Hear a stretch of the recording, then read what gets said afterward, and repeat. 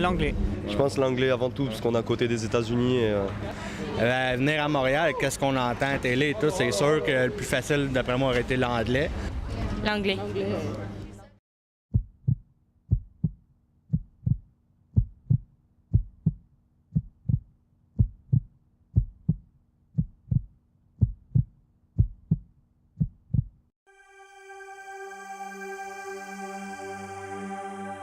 Les anglophones trouvent ça beaucoup plus facile, justement, de communiquer en anglais, de ne pas apprendre le français, puisqu'ils se disent, ben, si moi, ici, je peux recevoir un service en anglais, pourquoi j'apprendrai leur langue? Il faut avoir une langue prédominante qui est la nôtre, qui exprime une culture, 400 ans d'histoire. Et est-ce qu'on va abandonner 400 ans d'histoire sous prétexte que la mode est à l'anglais, seulement qu'à l'anglais et rien qu'à l'anglais? Je pense pas. La communauté anglaise est au Québec depuis plus de 400 ans. Ça prend combien d'années dans un pays pour dire que tu as autant le droit d'être dans ce pays-là, même si tu es minoritaire, parce que les anglophones sont minoritaires au Québec, effectivement?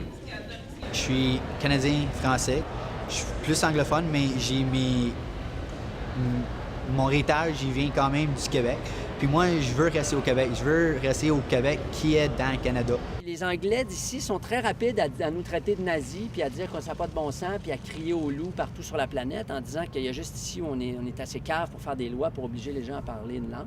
Mais ça existe dans tous les pays, pas dans tous les pays, mais sur tous les continents, des lois linguistiques. Il y a des lois linguistiques aussi aux États-Unis, dans les États du Sud, notamment la Floride, l'Arizona, le Texas, qui, eux autres, ont une pression à cause de l'espagnol, à cause qu'il y a beaucoup de Latinos qui viennent du Sud. La loi 101, c'est une affaire spéciale. Je trouve que... Je comprends où que ça vient, je comprends que c'est pour protéger le français, mais je trouve que tu devrais pas baisser l'autre monde puis les autres langues pour protéger ta langue. Les francophones ont voulu commencer à prendre leur place et au lieu de se sentir la minorité du Canada, ils ont commencé à se sentir la majorité du Québec. Robert Bourassa perd le pouvoir en 1976 et là, c'est la loi 101 où ça disait « Français, seule langue officielle au Québec, point ». Affichage, travail, éducation. C'est une loi qui visait à faire du français la véritable langue commune et officielle du Québec. Au niveau des marques de commerce, on encourage les entreprises à mettre un générique en français en fait en bas de leur nom. Donc par exemple Starbucks, ça pourrait être les cafés Starbucks ou Toys R Us, ça pourrait être les jouets Toys R Us. C'est vrai que la loi 101 n'est pas appliquée parfaitement actuellement. C'est pas mal égal les deux langues à Montréal. C'est un gros ville métropole. Puis t'as tout le monde qui vient ici. C'est pas juste un ville de Québec, c'est un ville de Canada, c'est un ville mondial. Donc c'est normal d'être les deux langues parlées assez égales. En nous faisant croire que ces deux langues sont égales, c'est comme faire croire à un lapin qu'on met dans une cage avec un lion, on fait croire au lapin qui est égal au lion. C'est ça le bilinguisme, c'est toujours une langue qui l'emporte sur l'autre. Si le Québec était plus français ou le français plus présent au Canada, c'est évident que ça leur ferait un atout pour se distinguer des Américains. Ils ont la même langue, les mêmes jeans, les mêmes émissions de télévision, le même cinéma, la même mode, les mêmes bagnoles. Alors, ils n'ont absolument rien pour se distinguer des Américains. On est parmi les seuls francophones du monde à vivre justement l'hiver. Donc, on peut fournir à l'ensemble de la francophonie le vocabulaire autour de l'hiver, de la poudrerie, du frasil, des tucs, des mitaines. Si le français disparaît d'Amérique du Nord, bien, tout le vocabulaire hivernal, tout le vocabulaire de la faune aussi, de la flore nord-américaine va disparaître de la francophonie. Donc, ça sera une perte non seulement pour nous-mêmes, mais ça va être une perte pour l'ensemble des francophones du monde entier. En fait, le projet de loi 14, c'est le projet qui a été mis de l'avant, qui est mis de l'avant actuellement par le Parti québécois pour essayer de moderniser ou de renforcer la loi 101. Dans la foulée, justement, des études qui sont sorties par rapport au recul du français dans la région de Montréal particulièrement. Ça vise aussi vraiment à renforcer le français comme langue de travail, surtout dans les petites et les moyennes entreprises, communément appelées les PME, notamment dans les entreprises qui ont entre 25 et 50 employés, qui ne sont pas couvertes actuellement par la loi 101. Dans le projet de loi 14, il y a certaines mesures, si je ne me trompe pas, qui visent à colmater définitivement là, les écoles passerelles qui permettaient à certains parents d'envoyer leurs enfants à l'école anglaise en contournant en fait la loi 101. C'est sûr, ça m'oblige à parler une langue que si, au cas où je ne veux pas la parler, je suis obligé de la parler. Ça limite mes droits d'enfant. La langue française ne devrait pas être obligatoire partout. C'est sûr qu'il y a du monde au Québec qui parle juste anglais. Donc ce serait bon de penser à eux aussi. Un des points que le barreau soulève quant à ce commentaire au niveau du projet de loi 14, c'est que la manière que ça a été formulé, ça affecte les droits linguistiques de beaucoup de Québécois, principalement des allophones ou des anglophones. Les Anglais, tu brimé. Mais oui, mais t'es brimé, câlisse. T'es minoritaire.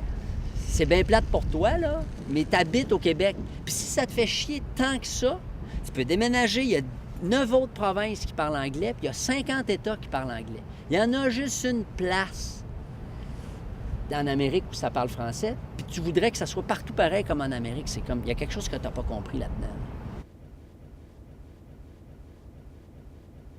C'est pas pour brimer le droit des francophones, au contraire, mais en même temps, est-ce que pour donner plus de droits aux francophones, tu vas brimer le droit des gens qui ne parlent pas nécessairement français comme langue première?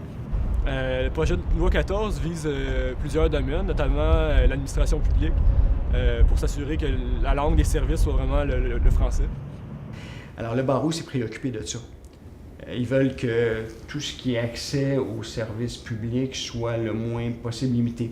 Autre exemple, le projet de loi prévoit d'autres règles relativement à l'accès aux soins de santé en français. Le problème que ça peut causer, c'est que en faisant ça, oui, c'est correct, mais en même temps, ça peut affecter les droits des gens qui demandent que ce soit en anglais dans leur dossier. Je pense que les anglophones ont le droit les anglophones de souche, la minorité historique anglophone du Québec, a le droit d'avoir des services en anglais, des institutions en anglais, il n'y a pas de problème avec ça. Tout ce qu'on demande, en fait, c'est que la majorité des nouveaux arrivants puissent s'intégrer en français à la majorité francophone du Québec. Donc le but, c'est pas de nuire à la minorité anglophone, c'est simplement que la langue française devienne la langue commune au Québec.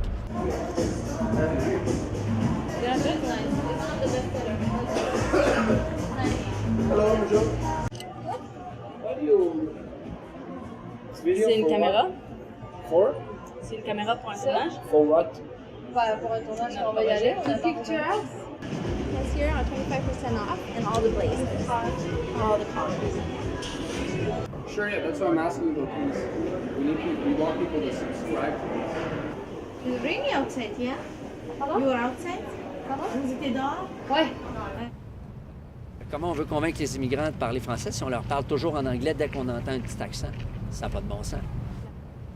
Je ne veux pas faire porter le fardeau de la francisation du Québec sur le dos des immigrants qui arrivent, qui sont déracinés, qui sont coupés de leur culture, qui arrivent dans un pays complètement schizophrène, où on leur dit « Oui, tu peux parler anglais, mais il faut que tu parles français, mais il y a une loi qui t'oblige, oui, mais ça serait le fun que tu parles français puis que tu nous aimes, mais tu es dans le Canada, c'est bilingue. » C'est pas clair, c'est schizophrène, en fait. Ça lance le message, aux nouveaux arrivants que l'anglais est nécessaire absolument pour réussir ici. Donc c'est comme si on a un double discours par rapport à ça. On leur dit la langue officielle, c'est le français au Québec, mais vous êtes obligés d'apprendre l'anglais pour travailler. On se passe le flambeau du maintien de la langue française depuis 1760. Puis je dis, tôt ou tard, ma génération va disparaître. On vous le tend. Et tant et aussi longtemps qu'on ne prendra pas cette conscience-là chez les jeunes, on ne verra pas l'importance de l'améliorer. J'ai quand même confiance.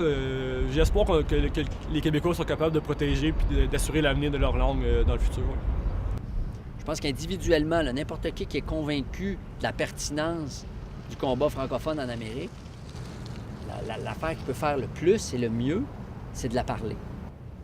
Au Québec, c'est en français que ça se passe. Je suis pas mal sûre que forcément vous aurez un troisième rendez-vous avec l'histoire.